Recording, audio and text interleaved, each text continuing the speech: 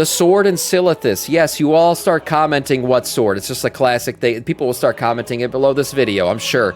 But it looks like it's finally being addressed. That's right. Metzen confirmed in an interview not too long ago that we will be addressing the sword and Silithus. And it looks like it could be happening in 12.2 in the midnight finale? Maybe.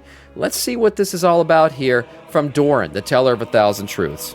We are finally coming for the Sword of Sargeras and going to Silithus. Obligatory what sword comments they coming. once again hinted at someone coming for the sword. However, now with the roadmap and the data info for Midnight, it is likely that this happens as the Midnight finale. Based on the data info, we know the Sunwell conclusion. We can strongly predict that 12.1 is going to be a troll patch. 12.1.5 very likely around Undercity, and the Last Titan will be announced in between. It is possible that Silithus is the transition. Well, I think the Last Titan, we're probably going to get information about it at BlizzCon. I'd assume. Like BlizzCon is it September? We're definitely going to get Last Titan news there. So that'll be kind of the transition where we start to pick up the story as it's heading into the Last Titan. Zone that leads us to Northern. Think about it. Sargeras finally comes for his sword, goes to Northern, the Titans return, we follow, with Illidan coming back as well. You're probably Let's right, look at all the 666. interviews, data mine information, and everything we currently know. So there is an awesome service where if you guys got some free time, you can play some mobile games, complete a few offers, and you can earn real money with free cash. This video is sponsored. If you're already messing around on your phone, playing mobile games, free cash is the right product for you. I mean, you can literally turn that into real rewards. You can just earn coins by playing games, taking surveys, completing simple offers, and then you can cash out to PayPal, crypto, or even gift cards like the Amazon gift cards. Most importantly, it's completely free to join, and you can get to payouts super fast. They got nearly 5 stars with 250,000 reviews, and so far they have paid over $50 million to users. Initially, you can make about $5 to $10 as you start, but it is possible to significantly increase this amount, and in practice, a 10-day test put about $70 of earnings with only about 2 hours of daily activity. So, if you want to try it out, check out the link in the description and start testing, playing, and earning with free cash today.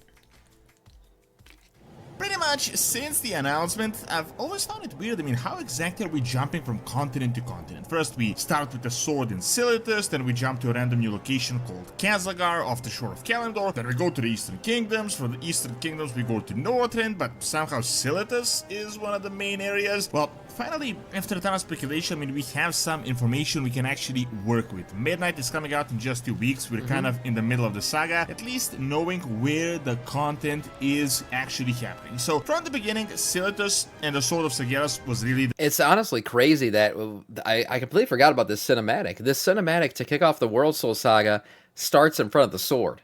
And we've now gone through 1/3 of the Worldsoul saga and basically acted like the sword doesn't exist.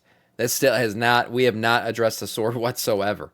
It was mentioned briefly in like those, the stories about the World Core and all that other stuff, but like, see, we have not gone back to Silithus, not addressed the sword at all. So now we're entering Midnight.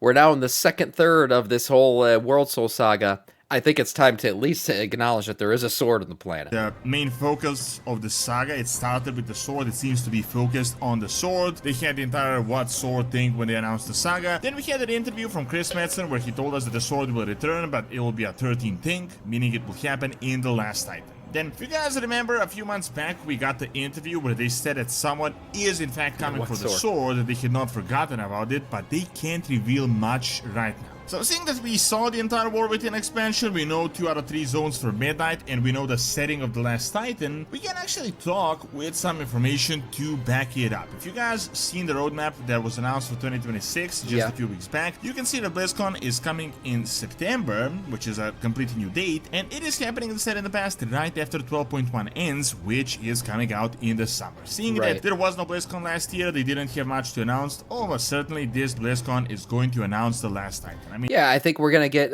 whatever the story is in the current Midnight expansion. So we're probably getting like whatever patch story there is at that time. We'll get some kind of maybe in-game cinematic style thing. And then maybe we'll get some like pre-cinematic for the Last Titan. Because we're going to start to get some story tropes out of that. I think those are going to be the big announcements. Obviously, Classic Plus going to be a huge one for BlizzCon as well. But that's, I think, where we're going to be in the story. Now, whether or not the sword gets addressed that day, or they continue on and we're still not dealing with the sword yet into the last Titan. I guess we'll find out. I think by then we'll be dealing with the sword. I don't think there's any way that we go into BlizzCon and we leave BlizzCon and we're still talking about what sword. And it makes so Could much be sense wrong. just looking at the map. We're talking last Titan announcement is September 12.2, very likely by the end of the year, which leaves us for a release next year, which means probably sometime next summer we are going into North. Now, for Midnight itself, through the alpha interviews, various hints, we actually determined most of the locations of this expansion and what is going to happen. Some are certain, some are up for debate, but we do have the info. So, Midnight itself starts in Qualtalas, and the entire main story is about the Sunwell. As you can see, 12.0.5, 12.0.7 are going to be mini patches, just kind of escalating the void assaults, but we know what happens to the Sunwell. I mean, skip about a minute of this video if you don't want me to spoil the main story. And Achilles says, I'm surprised there isn't a cult like worshiping the sword like some kind of act of God. Isn't there's the, what's his name? The hermit or whatever. There's that orc, right, who sits in Silithus, and if you remember, if you show up with like a transmog of the sword, he says something different than if you show up with a different transmog. He talks about the sword. And he talks about what Sargeras, what it means, and all that other stuff. There are people certainly analyzing the sword, trying to figure out what it all means.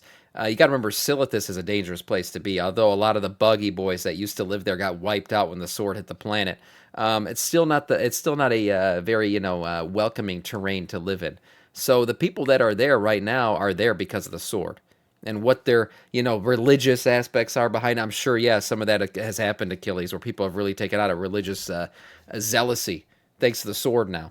But I'm sure we'll learn more about some of the factions in Silithus and how the sword's presence there has changed things for him. For the opening patch, but we know that the Sunwell gets turned into the Darkwell pretty much right at the gate, and the main storyline ends by us cleansing this Sunwell and turning it into the so-called Dawnwell. We still don't have the cinematics, all the info, but we need to mine a bunch of dialogues, characters. You can check out my older video to see this in more detail, but the gist of it is that the various types of elves that wield the arcane, the void and such are going to unite. They're going to combine their energies, like the light, arcane and nature, to combine it into what we had determined is like a rainbow colored Sunwell, which is going to be like a new fount of power for the elves, and it is going to be related to the Elven reunion. That is the... We're getting a Pride Sunwell? Is that what we're getting? Oh man, people are gonna love this. I'm just messing, but I did not know this. It's beautiful, so beautiful. Retweet. Where did this come from? Where did he pull this from? It's a gift to the once mighty refugees. Were immediate, and they made a powerful use of them, creating first a place of honor around the site. So some crazy RGB Sunwell. Okay. Like a new fount of power for the elves, and it is going to be related to the Elven reunion. That is the main theme of this expansion. While I can't say that this is all that exciting or unpredictable, there is one really annoying thing for me here, and that is the naming convention that kind of makes it seem like Blizzard doesn't even follow their own lore that they literally wrote. What they're doing is just adding a source of power to the word well. So the Sunwell is like the light version, the Darkwell is the void, now the Dawnwell is a combination. The Dawnwell. And this makes all the sense. Combination of light and void. Okay, interesting. I mean, that's the whole lore behind Azeroth, isn't it? A lot of times we talk about Azeroth as like being the balance of all the forces, right? And that's why she's the most powerful. She's like dynamic in that she's not just arcane like the Titans. She's not just fell like the demons. She's not just shadow like the void creature. She's everything, all combined, all powerful. So this new Dawnwell that he mentions kind of takes on that same aesthetic. Interesting. Combination. I didn't know this Dawnwell This lore. makes all the sense if you don't know any of the lore. But the Sunwell isn't called the Sunwell because it is light or it is the color of the sun, despite that kind of being the common sense first impression. If you may know, the elves created the Sunwell long before they ever started wielding the light. It is called the Sunwell because of their highborn leader that created the High Elves, called Dathrimar Sunstrider. So Dathrimar Sunstrider. Is he the father of Kael'thas Sunstrider? I didn't. What? This is all new to me. Oh. In honor of his name, but them just kind of adding dark and dawn makes it really a strange turn of events, like they forgot one of their most important historical figures. But I digress. The gist of the new info is that until 12.1 we are around the Sunwell, then we data mine 12.1 to almost certainly be the brush up on my elf with lore. that giant data mined island right off the coast of Zulaman. We even recently got more Amani lore setups for this, so it is very likely that 12.1 is going to be the last patch until the last Titan announcement, and it is going to be troll based. Now, based on the other info they mentioned with the labyrinth delves and data mine achievements, it does appear that 12.1.5 is going to be about Undercity and the Lordran area, which does raise the question, what is 12.2 going to be about? Now, this is the topic of the video. It seems very likely that it is going to be around Silithus. I always found it weird how they're going to announce the final saga expansion right after 12.1, and the reason for that is probably because we already know about Silithus and we know it is going to be relevant. We saw it from the start, so it wouldn't really be. That's the orc. So there are religious zealots out there with the sword now. Yes, there are. I mean, so Achilles, your point. Yeah, there are definitely people who are like out there just for the sake of worshiping the sword and understanding the sword better. Wouldn't really be a spoiler. I mean, by 12.1 we already kind of deal with the Void and the Remnants, and Zelda is probably focused now on Silithus and whatever is going to happen there. It also makes sense, I mean, with the transition to the Last Titan. The Last Titan has been confirmed to include the return of the Titans to Northrend. Also, Chris Metzen himself hinted at Illidan and Sargeras return in this expansion as well. Sargeras coming for his sword makes the perfect transition into the Titans themselves returning, the entire Northrend thing happening after that. Why would we otherwise just jump randomly to Northrend? The Titans would just spawn like without anything happening. Almost certainly some really critical event is going to happen that is going to trigger the return of the Titans. Keep in mind, they never arrived to Azeroth in their full form, so something really bad has to happen. And what can happen other than the sword? It is also going to reveal the entire hint that Sargeras obviously aimed at something. It is really going to be like the last minute where urgency really starts ramping up. So it makes sense. After the Amani storyline, we get the Last Titan announcement, and we know we are set for Silithus. First, we wrap up the loose ends in the Eastern Kingdoms, like around Undersea. So he's saying we know all the story tropes of 12.1 and everything in between. So that's why he's talking about the transition of 12.2 into Midnight, probably having to deal with the sword. And that does make sense in terms of the lore. We know that we're dealing with the Titans in the Last Titan. I mean, it's in the freaking title. It's very obvious. And how do you deal with the Last Titan without talking about the last act of a Titan on our planet? It was Sargeras planting his sword in the planet. Now, what is he going to do with it? We have no idea. You got to remember, we had the most powerful weapons in the history of the game with our Legion artifact weapons. Not only were they powerful in and of themselves, we loaded them up with artifact power. But they were literally like Super Saiyan level 20 weapons at that point. And then we took those weapons and we drained their power into Sargeras' sword, or we used their power to drain whatever was leaking out of Sargeras' sword. That sounds interesting to say out loud. But so this sword still holds a lot of power. It's gonna play a major role going forward. Now, does Sargeras come back with Illidan, pull the sword out, use it to defeat his brethren, the Titans? I have no idea. But it's definitely something that's gonna play a role. Maybe he gives us our artifact weapons back. Wouldn't that be cool? Because I still say, End of Legion, most powerful we've ever been. We had the best lore weapons in the game. We had empowered them. We were wearing legendary gear with legendaries literally slotted into certain spots. I think maybe we go back. Maybe we get some legendaries back. That would be crazy. Oh, shit, the artifact system coming back? I don't know if people want to do the artifact grind again, but man, Legion legendaries were awesome.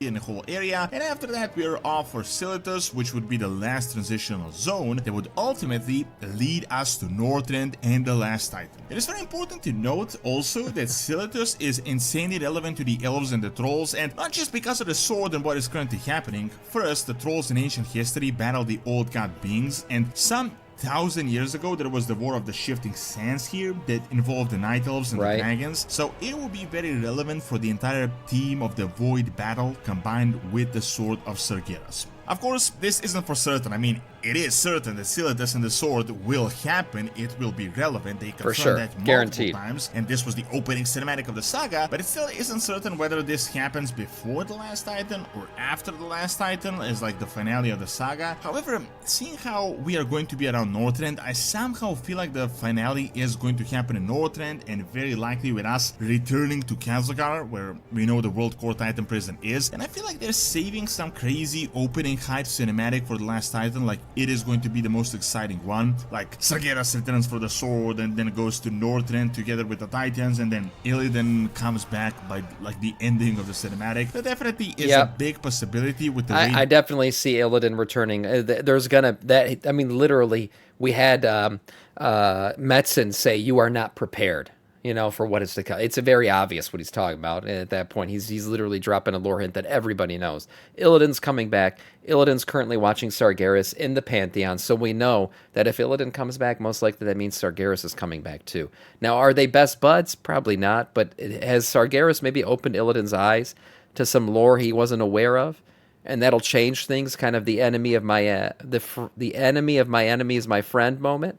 Probably. That's probably what happens. We teaming up with Sargeras. The lore he's been developing. I wouldn't call it a redemption arc, but definitely a team up. Kazakar will be the final location of the saga, as really the story in the War Within didn't cover anything at all. Nothing was really solved, and we know that Azeroth's prison is there. So Silithus being in Midnight makes the most amount of sense. Otherwise, I don't see how they would leave everything for the last Titan, going to the entire continent of Northrend, then going for the sword, then going to Kazakar. Also, the Titans just chilling in Northrend, but the sword is still being unmoved. Doesn't make too much sense. It's likely that first something happens with the sword, and that triggers the Titan's return. Thanks for watching. Check out the like the Chronomancer and Lich Pack that we can see in the saga by clicking on the screen, and check out my brand new Witcher lore channel that I just opened by clicking on the screen as well. See you next time. So to summarize, Doran believes that event happens with sword, which triggers the rest of the Titans to come back. Now, interestingly enough, we know that Iridikron's playing a role in bringing the Titans back, right? He is the master baiter. That's what Iridikron is. His whole plan all along has been to bait the Titans into coming back to Azeroth so he could defeat them. Now, what the hell is his plan to defeat Titans? I have no idea. He's literally afraid of us as player characters. He wouldn't fight us one-on-one, which was smart on his part and why he's still alive. But he evidently has a plan to destroy the Titans. So the sword being related to Sargeras coming back, sure. Also, you have to put Iridikron into that storyline because he's supposedly going to play a major role in baiting the Titans back. So we'll see. Maybe there isn't a Iridikron tie-in with the sword becoming relevant again. But overall, I think we're going to get some of this fleshed out as we head into BlizzCon. So exciting stuff finally dealing with the sword. That's right. Nice video from Doran.